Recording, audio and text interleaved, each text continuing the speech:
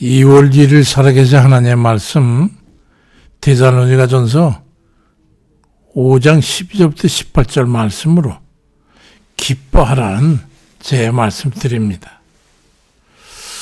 우리 부모님들께 가장 큰 효도가 무엇이라고 생각하십니까? 부모님의 마음을 편히 해드리는 거죠. 그러면 우리가 어떤 상태이면 부모님이 편하실까요?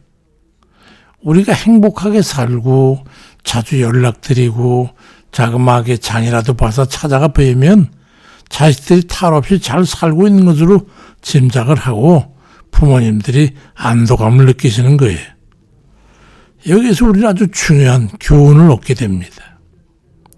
에베소 5장 10절에 주를 기쁘시게 할 것이 무엇인가 시험하여 보라고 말씀하셨는데 우리가 어떻게 하나님을 기쁘시게 할 수 있는가 하는 것이죠. 오늘 본문 데살로니가전서 5장 16절 이하에 항상 기뻐하라, 쉬지 말고 기도하라, 범사에 감사하라.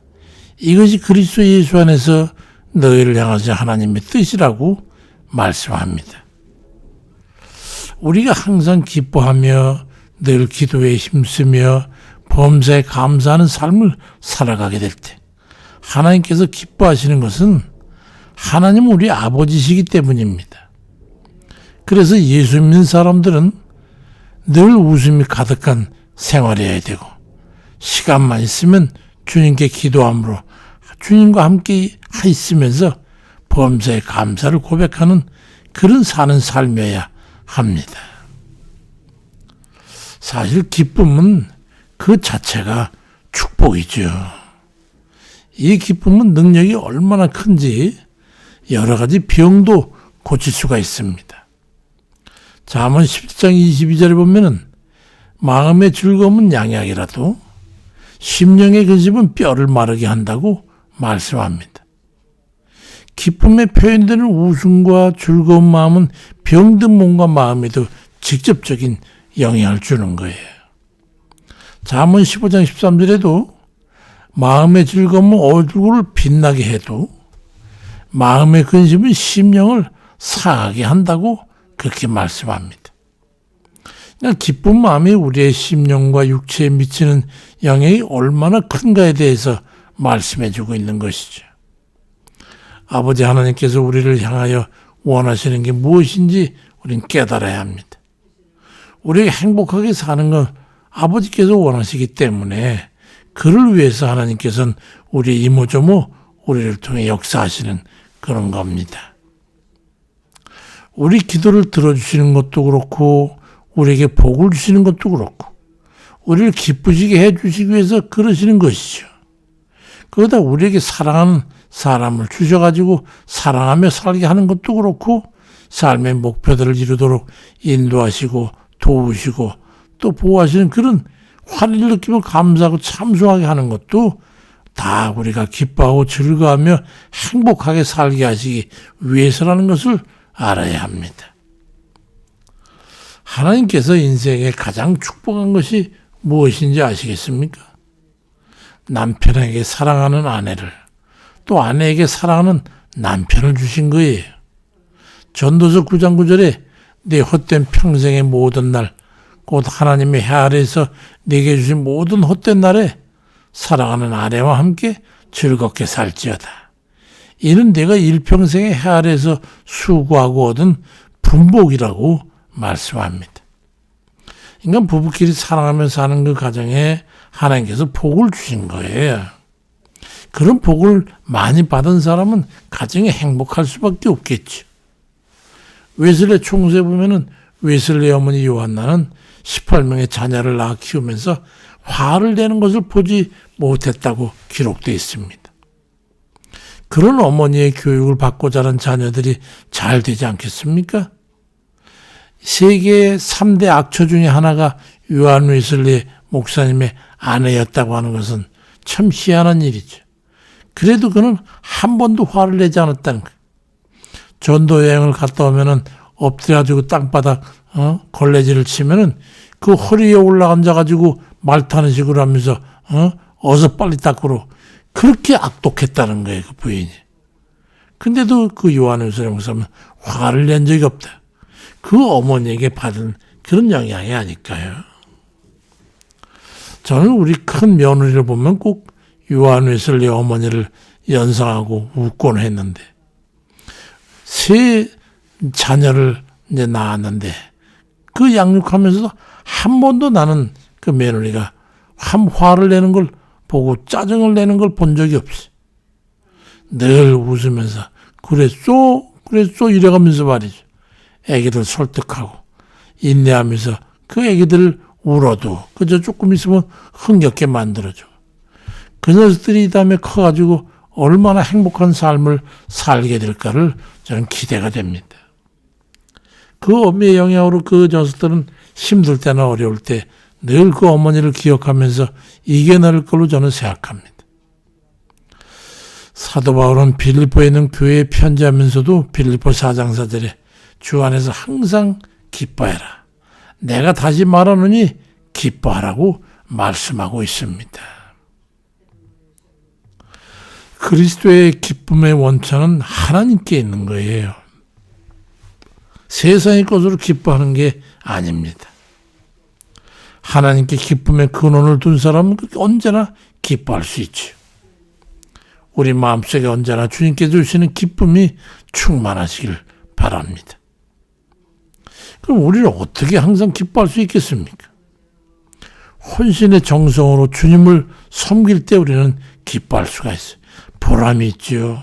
하나님께서 기뻐하시는 걸 생각하니까 자기도 그 힘쓰고 해서 땀 흘리면서 기뻐하게 되거든요. 하나님과 계속 교제하는 사람은 기쁨이 있어요. 주님과 교제가 끊어지면 기쁨이 사라지게 되죠. 신명기 28장 40절 지하에도 네가 모든 것이 풍족해도 기쁨과 즐거운 마음으로 네 하나님을 섬기지 아니함으로 말미암아 네가 줄이고 목마르고 헐벗고 모든 것이 부족할 것이고 적군을 섬기게 될 것이니 그가 철멍에를 네 목에 메고 마침내 너를 멸할 것이라고 말씀합니다.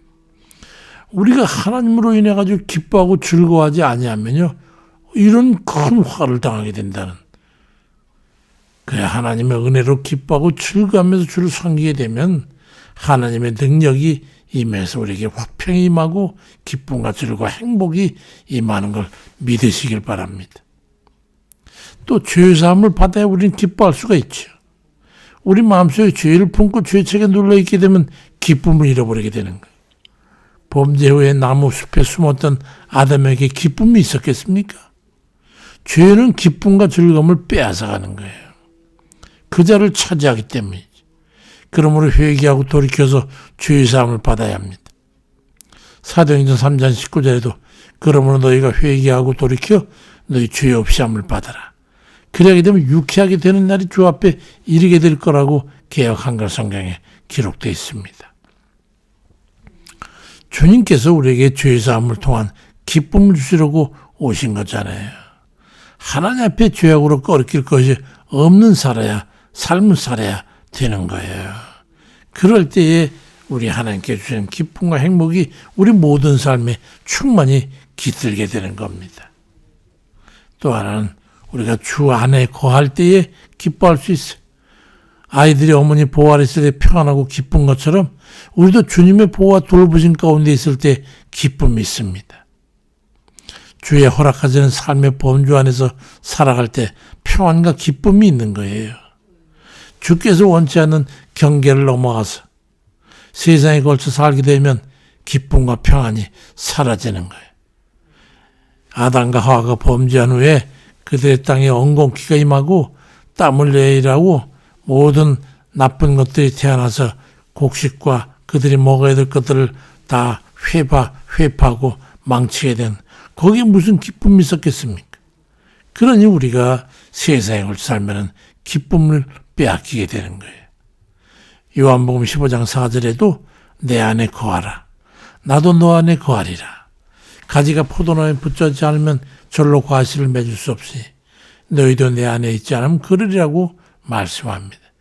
그러니 열매 맺지 못하는 나무 붙들고 한탄하면서 무슨 기쁨이 있겠냐고요. 우리가 주 안에서 주님 뜻대로 살면서 매일 기도로 주님과 교통할 때 우리는 그 생명력을 얻어서 힘있게 생기있게 기쁘게 살 수 있는 거예요. 그리고 또 하나는 사랑함으로 기뻐할 수가 있습니다. 미워하는 마음에 기쁨이 있습니까? 이웃을 미워해봐야 나만 손해해. 부부끼리 싸워봐야 자기들만 손해해. 마태복음 19장 19절에 내 부모를 공경해라. 내 이웃을 내 자신과 같이 사랑하라는 것이라고 계명의 핵심에 대해서 말씀하고 있고, 또 여호수아 23장 11절엔 그러므로 스스로 조심하여 너희 하나님 여호와를 사랑하라고 말씀합니다. 우리가 우리 주님을 사랑하고 또 이웃을 사랑하는 첫째 계명, 둘째 계명 아니겠어요? 그 사랑의 이유는 우리에게 기쁜 삶을 위해서 우리 아버지 하나님께서 주신 복이에요. 찡그리고 사는 사람은 얼마나 불쌍하고 딱한 사람입니까? 신앙생활 하면서 기쁨이 없다면 그건 비극이죠. 불행한 거죠. 하나님을 온전히 의지하시기 바랍니다. 회개함으로 죄사함을 받으십시오. 언제나 주님과 동행하고 서로 사랑하면서 기쁘게 사시기 바랍니다. 이 세상에 얼마나 살겠다고 싸우고 불안과 한숨과 두려움과 걱정에 휩싸여 살아가겠습니까? 슬픔 많은 세상에서 넘치는 기쁨으로 주님을 기쁘시게 하고 이웃을 함께 나누고는 그런 기쁨 속에 천국 생활하며 사시는 그런 성도님들 다 되시길 주의 이름으로 축원드립니다. 아버지, 우리 하나님께서 우리를 사랑하셔서 우리의 기쁜 삶을 살라고 우리를 위해서 권고하신 그 권면을 잘 깨달아서 기뻐하고 또 생각해도 또 기뻐하고 이런저런 상황과 악한 그런 사람들이 주위에 있다 할지라도 우리가 기뻐하고 이래도 기뻐하고 저래도 기뻐할 수 있다. 믿음을 저희들에게 허락해 주시고 주님을 기쁘시게 하고 이웃을 기쁘게 하고 그러므로 해서 하나님께서 주시는 기쁨과 즐거움, 행복이 우리 가운데 임하시기를 간절히 기도드립니다. 아버지께서 우리를 사랑하셔서 주시고자 하는 그 기쁨을 누릴 수 있도록 우리에게 복을 주시옵소서. 나라가 심히 불안하고 너무도 엉뚱한 그런 상황이라서 우리 좀 염려, 근심되고 있습니다. 아버지, 이 나라를 긍휼히 여기셔서 온 나라가 주 안에서 평강을 누리고 악한 자들이 심판을 받고 불의한 자들이 벌을 받고 아버지, 불법하는 자들이 다 주님의 철퇴를 받고 아버지 완전히 무너지는 역사가 있도록 아버지 도와주셔서 이 나라가 주게 주시는 평안한 가운데 거할 수 있도록 은총을 베풀어 주옵소서. 불의한 자들은 반드시 저들이 아버지 하나님께서 홀물해가지고 회파되고 심판받아 아버지 모든 게 다 밝은 것 같으나 어둠에 속하는 그런 이들로 아버지 어깨가 치도록 역사해 주옵소서. 예수 그리스도 이름으로 기도드립니다. 아멘입니다.